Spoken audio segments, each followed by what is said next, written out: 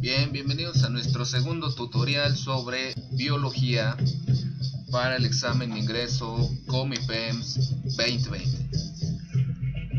Estábamos en el estudio de la biología y decíamos que los mexicanos antiguos, las mexicanas antiguas, hablaban del tratado o estudio de la biología desde una cosmopercepción filosófica religiosa denominada Xipetotec, que es la renovación, que es la reencarnación, que es la regeneración celular.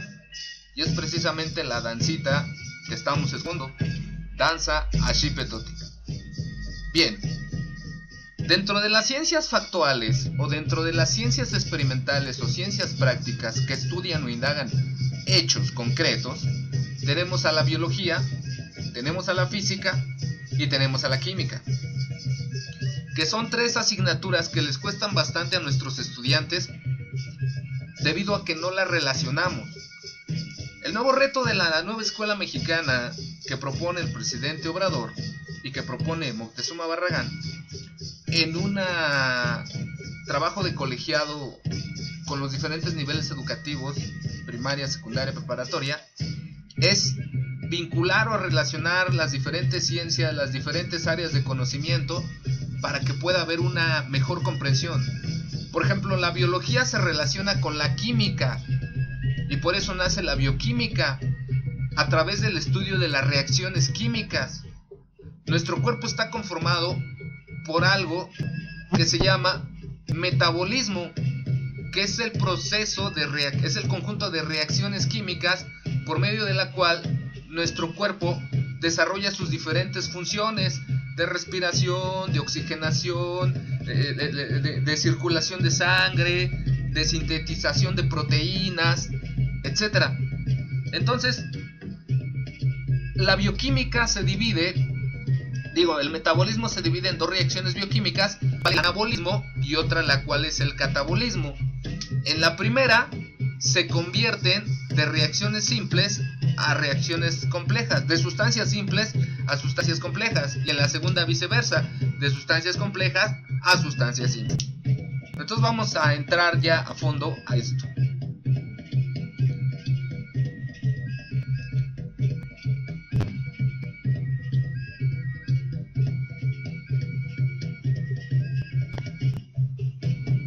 Decíamos que el concepto de biología es la ciencia de la vida, el estudio tratado de la vida. El primer filósofo o nos habló sobre la vida fue el gran Aristóteles. Aristóteles fue uno de los grandes filósofos de la época griega y fue un erudito porque él fue el padre de la lógica, él fue el padre de la biología, él fue el padre de la medicina, él fue el padre de la administración. Sus estudios y contribuyeron bastante al desarrollo de varias ciencias factuales.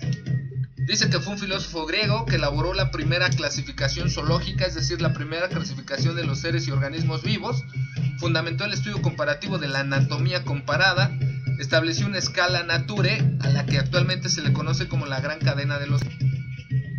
Decíamos que las ramas de la biología son la zoología, la micología, la botánica, la microbiología, la citología.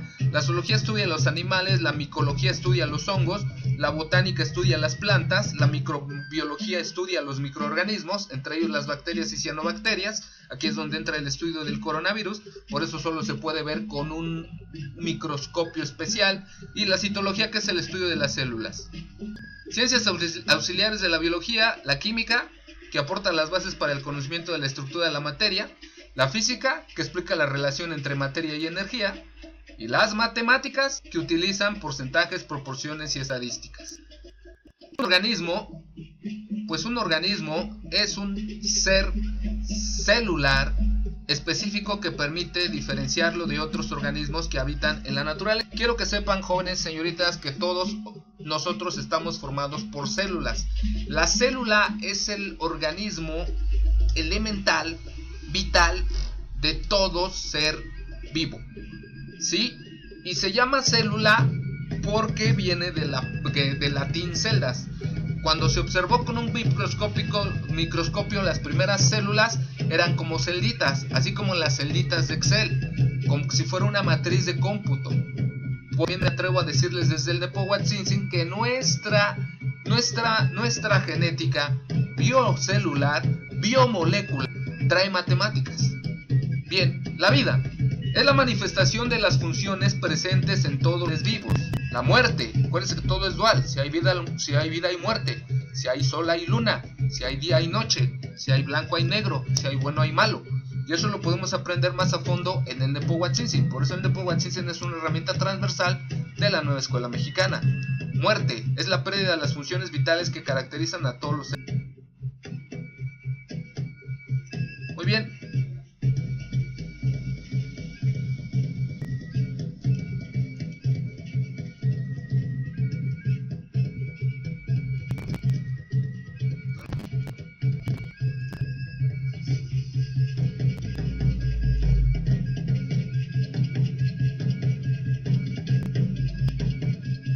Bien, vamos a entrar entonces de lleno a la teoría celular.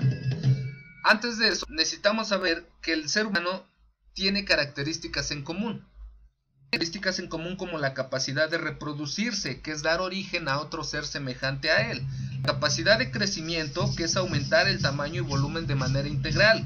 La capacidad del metabolismo, que es la suma de todas las funciones o reacciones químicas que realizan los seres vivos por medio de intercambio de energía. Por eso la energía es tan vital y tan importante en el desarrollo del ser humano, así como materiales, entre otros organismos, con su medio ambiente. Uno de los ejemplos vitales de esto, o uno de los ciclos vitales, es la fotosíntesis, que no es otra cosa más que las plantas absorben la energía del sol. Por eso para nuestras culturas no estaban tan locas, no estaban tan perdidas. El elemento vital, el elemento más importante era el sol. Por eso nuestro pantli trae un águila dentro de un sol, porque el sol era el elemento vital, la energía vital. Desde los tiempos inmemoriales, desde los tiempos antiguos, en la mayoría de las civilizaciones y culturas, el sol es la máxima fuente de energía. Y en la biología, por supuesto que también. Por eso las plantas absorben la energía solar para convertirlo por medio de dos ciclos, una luz y una fase oscura, en algo que se llama glucosa, que es la principal fuente de energía de los seres vivos. Claro, todo en exceso es daño. La naturaleza es muy sabia. Debe de haber armonía, debe de haber equilibrio. Si tenemos exceso de glucosa, pues nos da una enfermedad llamada diabetes, enfermedad crónico-degenerativa. Si tenemos glucosa en unos niveles aceptables, pues vamos a estar sanos, ¿no? Pero si no tenemos glucosa, también nos puede dar una hiperglucemia. ¿Por qué? Porque es una baja por una baja de azúcar, ¿no? Bueno, entonces, la irritabilidad. Los seres humanos se irritan, los seres vivos se irritan. Es la capacidad de responder a estímulos del exterior. Si tú me empujas, si tú me agredes, si tú me violentas, lógico que a mí no me va a gustar y te voy a contestar y te voy a violentar y te voy a agredir. Ese es un ejemplo de una irritación. Ahora, los seres vivos también se adaptan. Es la capacidad de adecuarse a los factores del medio.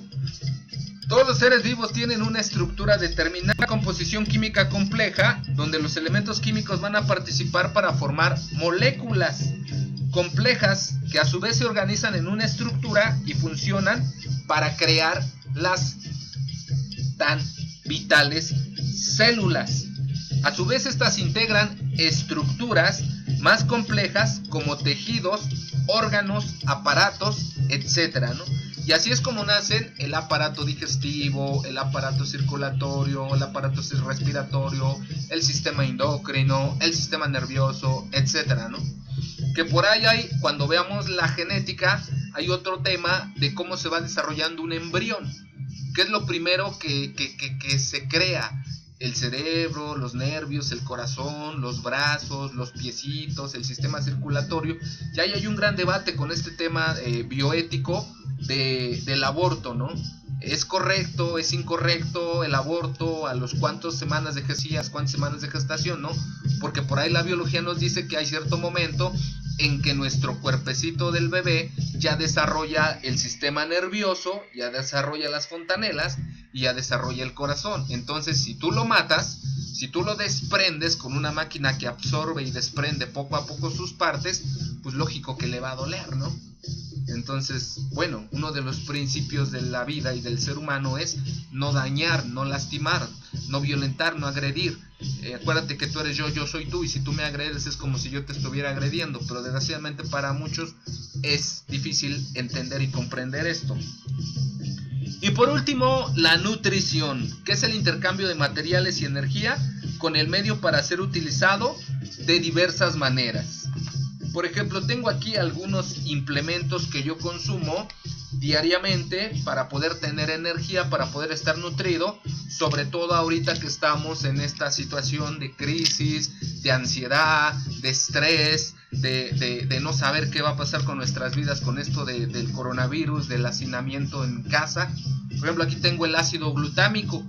El ácido glutámico es una sustancia vital que produce nuestro cuerpo, pero sobre todo debemos de consumirla. Es un nutriente para el cerebro, es un nutriente para estimular la memoria. Si tú consumes ácido glutámico cotidianamente, tú vas a tener una buena memoria, sobre todo si vas a presentar un examen que requiere de conocimientos, que requiere de retener cierta información. Yo le digo a mis estudiantes, ¿sabes qué? Haz de cuenta que tu cerebro está dividido en dos hemisferios, un hemisferio izquierdo y un hemisferio derecho. En este libro de enseñanza y capacitación de la maestra Elisa Patricia Chávez Rosas, que estoy retomando para hacer mi libro de administración y educación en México, un enfoque desde la nueva escuela mexicana, nos explica que hay dos hemisferios, un hemisferio izquierdo y un hemisferio derecho, que el hemisferio derecho es el que desarrollamos menos. Y por eso, para desarrollarlo más, tenemos que utilizar las inteligencias múltiples. El hemisferio izquierdo es el que utilizamos o desarrollamos más, porque es el analítico, el controlador, el organizador, el numérico, el verbal, el regulador, el que ordena de manera literal las cosas. Entonces, en este lado del hemisferio izquierdo, tú vas a organizar todo lo que tenga que ver con física, con química y con matemáticas. Tú vas a meter ahí todas las fórmulas, tú vas a meter ahí todas las reglas, todos los teoremas. Teorema de Pitágoras, binomio cuadrado perfecto, fórmula, ley de Coulomb, ley de Pascal, ley de gravitación universal, etcétera. Y en el hemisferio derecho vas a meter toda la información que tenga que ver con información que tengas que analizar, que recordar, ya que nuestro hemisferio derecho es imaginativo, maneja el lado izquierdo del cuerpo, es apasionado, maneja las emociones, es idealista, es novedoso, asocia con metáforas. Por eso, una de las grandes herramientas psicopedagógicas o pedagógicas que estamos promoviendo el maestro Everardo y su servidor es el mito desde las leyendas del México antiguo. Es asociado con metáforas, hace tonos, sonidos, música, impulsa la creatividad, es visionario y orienta diversas sensaciones. Muy bien, una recomendación: jóvenes adolescentes, no tomen, no se droguen, es dañino, es mentira esto de que se utilizan drogas, obviamente en México utilizaban drogas para llegar a otros niveles o estados de conocimiento. Esto es mentira. Las drogas dañan, las drogas destruyen, el alcohol también daña, también destruye, y lo único que vas a lograr si te drogas o te emborrachas, te embruteces, te estupidizas, es perder neuronas. Y por cada borrachera, por cada embriaguez que te avientas, pierdes neuronas. Entonces, si pierdes neuronas, vas a tener menor capacidad para poder pasar un examen de este nivel de envergadura, de este nivel de desempeño que se te pide para ti, para ingresar a la máxima escuela de tu preferencia, ¿no? Muy bien. Por último, quiero decirles que nuestro cuerpo está formado por ácidos, dos tipos de ácidos, ácido ribonucleico y ácido desoxirribonucleico. Son formados por adeninas, por adeninas, por nucleótidos y por otras sustancias que iremos viendo a lo largo de estos videos. Pero el ADN es el que genera el código genético, es el que codifica la cadena de genes. En el siguiente video, ahora sí ya vamos a entrar a lo que es la teoría celular.